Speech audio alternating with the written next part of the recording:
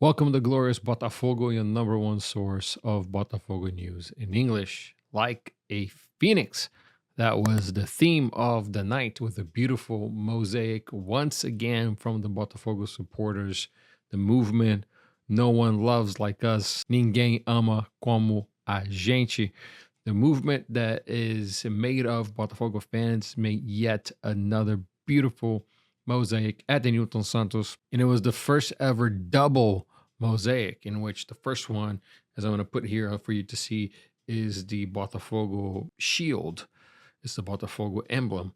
And then after that, it turned into this phoenix in real time. And like I said, it was the theme of the night. How Botafogo can always rise from the ashes and reinvent itself. Botafogo is coming from a tough loss, a 3-2 loss versus Juventude. It started 3-0, and then Botafogo scored 2 goals there at the end. And everybody knew that the key needed to be changed. The gears needed to be changed.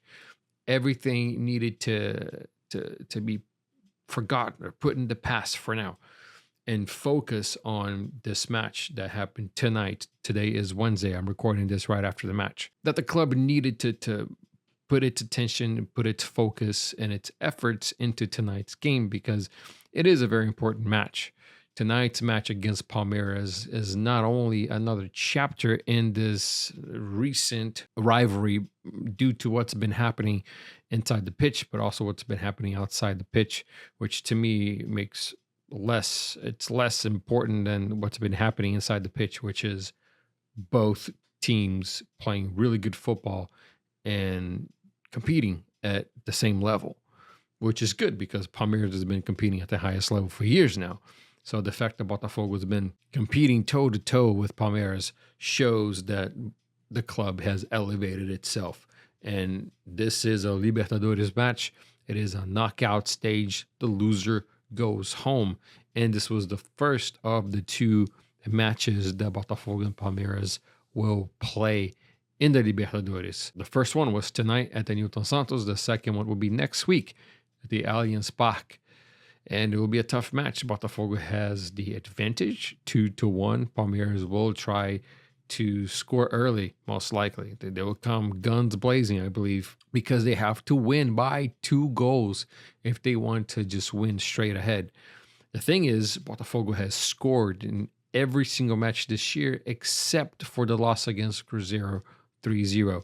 So Botafogo has scored in every match. Botafogo scores goal in every game.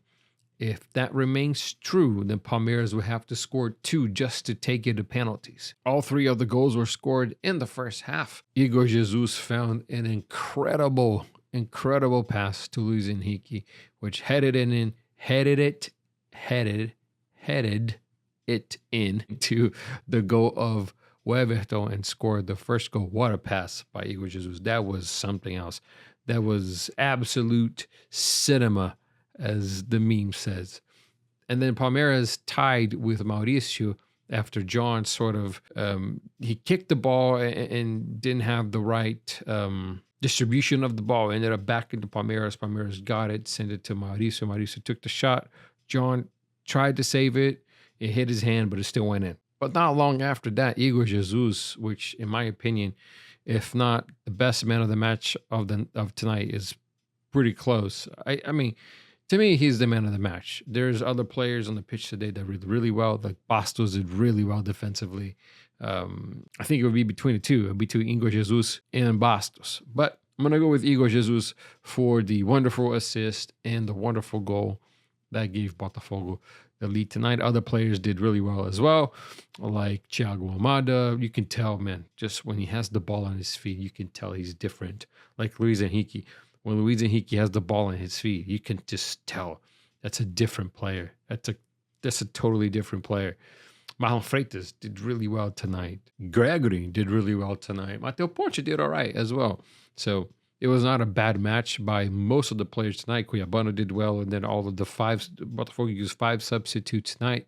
Tonight, Matheus Martins, Cheche, Marçal came in, Alan came in, Chiquinho Soares came in. Everybody did good to be able to hold this result and to be able to to take this advantageous score to the Allianz Park next week. However, before the second match against Palmeiras, there is another huge, monumental match this coming Sunday against Flamengo, which, if you don't know by now, if you're not a Botafogo fan, or if you're not Brazilian and you've been, you started watching this channel recently, Botafogo and Flamengo is a big derby and a big rivalry. It's, as of a few years ago, I'd say it's probably one of the biggest, if not the biggest rivalry in Rio. There's always Flamengo and Fluminense, Fluminense and Vasco. There's big rivalries that way, but Botafogo Flamengo is certainly one of the biggest ones, especially in the last few years. And they will meet this coming Sunday at the Newton Santos. So the game will happen at Botafogo's home. So if that means it's a Brasileirão match, it's a home match, it will be broadcast in the Botafogo YouTube channel for free. So if you are watching from France, if you're watching from the United States, any other part in the world, and you cannot watch the Botafogo game, well, it'll be free on YouTube this coming Sunday with the commentary of the one and only Hobby Porto, and with the newest addition to Botafogo's TV international broadcast, La Leonardi. So this Sunday, Botafogo and Flamengo, which will be interesting to see what Arthur Jorge does, because with the game against Palmeiras next Wednesday, you would think that Arthur Jorge is going to put the substitutes and the reserves against Flamengo to rest the starters. So the club does a lot of things based on science nowadays, based on imaging, thermal imaging, to see the muscles and what muscles are more tired than others, and if it's at risk of an injury. So we may see some starters against Flamengo. We may not see some starters. I wouldn't doubt if majority of the players, however, of the starting players are going to be rested for this game, because it's better to try to recoup in the Brasileirão, because there will be more matches to come than in Libertadores, because if you lose the next match, you're going home. Don't forget about our partnership with Foot Fanatics, and you can use the code GLORIOUS10 for 10% off at the website. I put in a new order today, so I should be having some new jerseys coming in, some Botafogo jerseys for myself, for my kids. I got like a casual Botafogo jersey as well. I got the training kit from the coaches of last season, and also got myself a little Manchester City training jersey, because I like Man City. And speaking of English football teams, John Texter has yet again spoken of putting in a bid for Everton, Football Club Everton. And he talked about, obviously, if he wants to buy Everton, he has to sell Crystal Palace.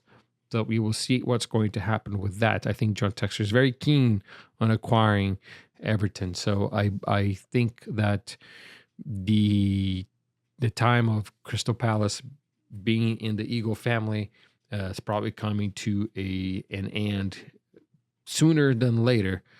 And I think John Texter is going to show up as a serious buying contender for Everton. And I wouldn't doubt it if it actually goes through. Don't forget to like, don't forget to subscribe if you've gotten to this part of the video. If you have, thank you very much for watching all the way to the end.